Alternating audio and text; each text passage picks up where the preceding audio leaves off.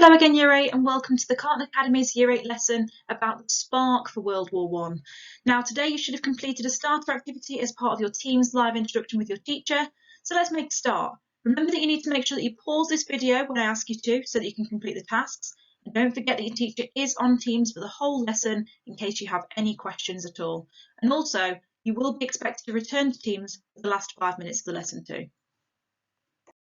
Okay, so let's start by writing down today's title then, guys. How did one man's death spark World War One? Some of you may have heard of this event before. We're going to find out what happened to this one man and how his death sparked the First World War. So today's title is about how one man's death caused the First World War. So let's start by introducing you to who this one man is. Now, you don't have to write anything down for this unless you want to, but I just want to introduce you to a few key points about who Franz Ferdinand was. Now, Franz Ferdinand was the man who was killed just before the First World War, and his death is closely linked with the spark of the war. He was an Archduke, and he was also the eldest nephew of the current emperor of the Austro-Hungarian Empire at the time. The emperor was called Franz Joseph. Now, Franz Ferdinand was the heir to the throne, and he would become the next emperor after Franz Joseph. Now, you might be wondering why he was going to become the heir. Well, Franz Joseph did have a son, but he died, and so had Franz Ferdinand's father, who was also an heir. So Franz Ferdinand was next in line to the throne. Now, Franz Ferdinand did get married. He'd fallen in love with and married a countess named Sophia. Sophia, however, was not from a current reigning or formerly reigning dynasty in Europe. And so Emperor Franz Joseph was not really very welcoming towards the marriage. And actually, after approving their marriage, he stated that he would only support the marriage, that their children would not have any claim to the throne in the future. So Franz Ferdinand had married the Countess Sophia, knowing that his children would never inherit the power that he was going to inherit from his uncle. So that's just a bit about who Franz Ferdinand was. What we're going to spend the rest of the lesson doing is looking at what actually happened to him. This next task is really similar to some of the ones that you've already done in previous weeks. So hopefully you should be really familiar with what you're doing now.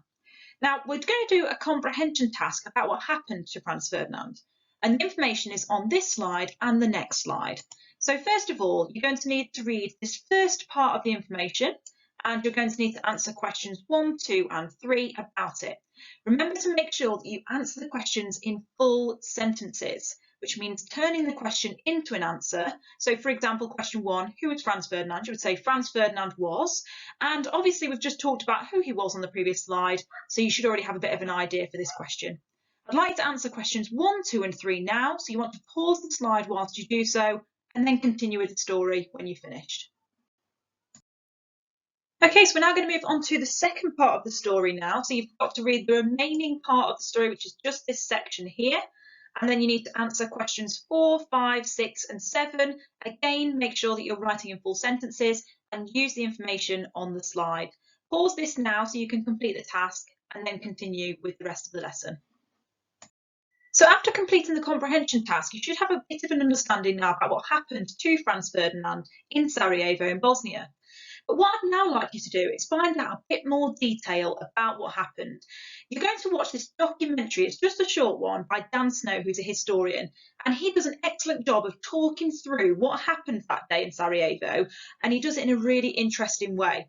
So I'd like you to watch this short video and make some extra notes in your books if you find out any additional information, which you should do. So first of all, before you begin, can you make sure that you've got a new subheading in your books or on your paper, Dan Snow documentary notes, and underneath that subheading you'll just need to make some bullet pointed notes with some extra details that you find out from this short video. To find the video, you're going to need to go in the description box on YouTube, or you can go on Show My Homework. Either one is fine, they are the same video. Go to the video now, guys, enjoy, and come back to this when you've finished. So now that we've looked at the story of what happened to Franz Ferdinand, I now want you to focus on the question that's currently on the screen. Do you think that the assassination was enough to spark a world war? Now, you can think about this question on your own, or you can have a quick chat with somebody at home if someone is available. First of all, let's think about the First World War. It was the first total war. It was a war that killed millions of people, and it involved so many countries. Do you think that the assassination of the Archduke alone would have led to that world war? Or can you think of anything from last lesson? that might help you to explain why the assassination eventually did lead to a world war. Now, I want you to pause the video here for a second. I want you to have a think about that and then come back to this video.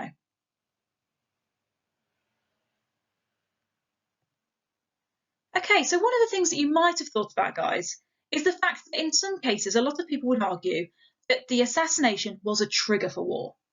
That doesn't mean it was solely responsible for causing World War I, because as we know from last lesson, there were lots of existing underlying tensions, militarism, alliances, imperialism, and nationalism that had created a lot of tension across Europe. Because of alliances, we know that nations, of course, from around the world will be dragged into this event because of these alliances. So what we're going to look at now for the rest of the lesson is what happened after the assassination. How did the assassination essentially trigger the First World War? Our next task is to find out how the assassination actually led to war. And there are two things we're going to be doing. First of all, we've got 9 steps on this slide that we need to place in chronological order, which means we need to place them with the earliest date first.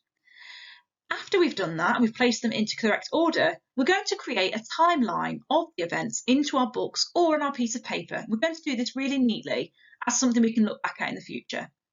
So first of all, we're going to need to order these 9 steps into chronological order. Right now, they are not in order at all. Okay, so for example, step number 9 and step number 1 are definitely not the first and last. You're going to need to look carefully at the dates. All of these are 1914, but the months and the days are different. You've got to try and work out which one's the earliest and which one's the latest. We're going to do the first 2 together to get you started.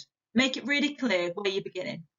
So, our first one is, of course, the 28th of June 1914, because that's the day of which the Archduke Franz Ferdinand was assassinated.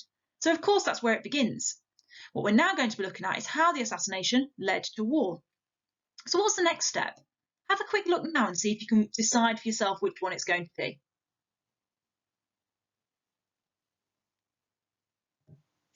If you guessed this one, you guessed right. It's the 28th of July. So on the 28th of July, Austria then blamed the assassination on the Serbian government. Because remember, it was a Serbian assassin that killed the Archduke. And so Austria used this as an excuse to attack Serbia. That means that that's our second step. Now, what you've got to do is figure out the rest of them. Put the rest of them into the correct chronological order. We've already started by putting the earliest one first, and then we've put the next one. You need to finish this off. But could you do this on a scrap piece of paper? Because that way you can do the neat version of the timeline in your books or on your paper. Once you've figured out the order, continue with the video and I'm going to show you how to do a timeline neatly into your books. First of all, guys, before you start this part of the activity and you actually create your neat timeline, double check, make sure that you're really happy with the date order that you've placed your points in. Remember that we did the first 2 together. Do you think you've definitely placed the rest of them in the correct chronological order? Now, as you start your timeline, you're going to need a ruler or at least something straight to make sure that you can create a nice, neat timeline. You might also want a pencil just in case you go wrong. Also, really, really important tip. When you're creating your timeline, it's best to do it landscape, so turn your page so it's landscape, and also make sure that your arrows that are coming from your line are really nicely spaced out. What you don't want to do is place all 9 arrows at one end and have the rest of the timeline blank and empty. Try to make sure that your timeline looks like mine, where each arrow is carefully spaced out so that it fills the whole line. Now, as we did the first 2 together, here are your first 2 examples placed on the timeline for you to see. Now, you can start making your timeline now by drawing the timeline and writing in these first 2 answers. The rest of them, I asked you to work out on your own. But if you're really, really panicked and you're thinking, I don't want to start my timeline, miss, until you've gone through the correct answer of the chronological order, that's fine. Here's the correct answer for you. So this shows you the timeline completed, with all of the points correctly placed on the timeline. If you would like to, you can pause the screen now and finish your own timeline using this to help you, to make sure that you've definitely got everything in the correct order, and you can obviously shorten down points if you need to, if you think it gives you a bit more space. Pause the video now and then continue when you're ready.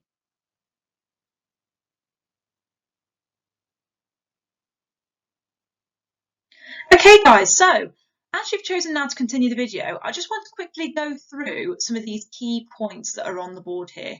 So as we've already talked about, the Archduke Franz Ferdinand was assassinated on the 28th of June, and the first immediate thing was that a month later, the Austrian government decided to blame the Serbian government for the attack. And they used this as an excuse to attack Serbia. Now, the next steps are really crucial because they totally show us how alliances dragged other nations in.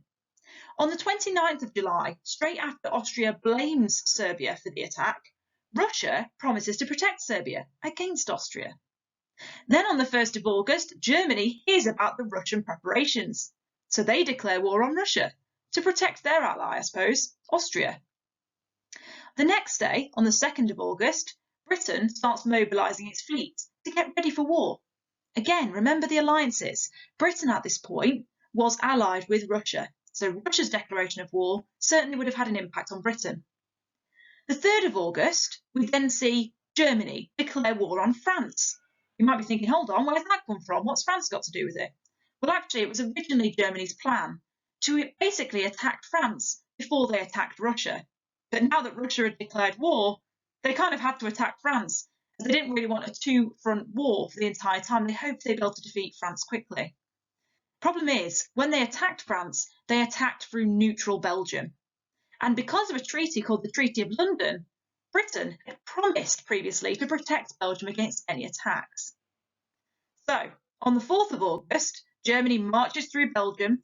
Britain then declares war on Germany because they have invaded a country that is neutral and not involved in the war, and Britain had previously promised to protect Belgium.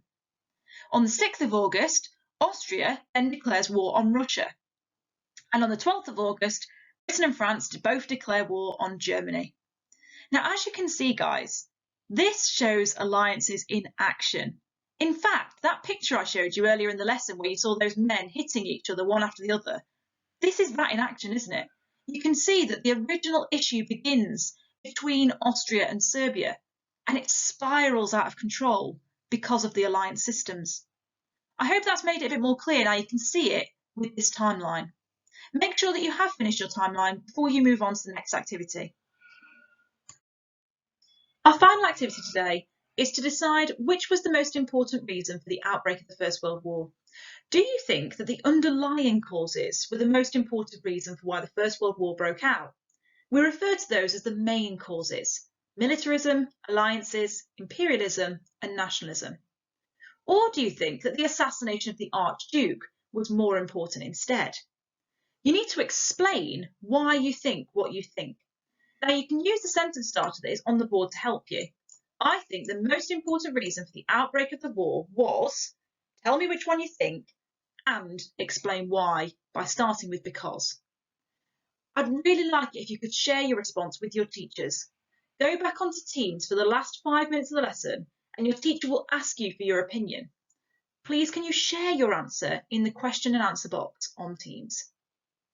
Thank you so much for listening to today's lesson, Year 8. I really hope you've enjoyed looking at the different causes for the First World War. Over the next few weeks, we'll be looking at the First World War in a lot more detail, and I hope you're looking forward to that. Thank you and take care.